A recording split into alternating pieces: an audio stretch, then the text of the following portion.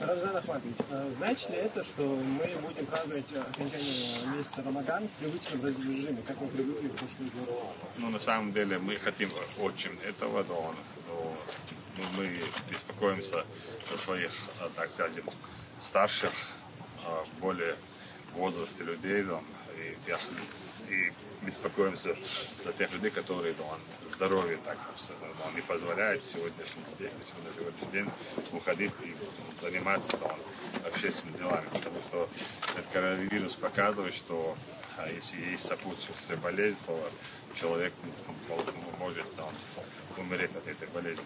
А для молодых людей, для таких как мы, это не страшно. Поэтому мы постараемся максимально делать все для того, чтобы провести наш праздничный день в празднике, хотя бы чтобы внутри села могли праздновать, ходить друг друга на праздник.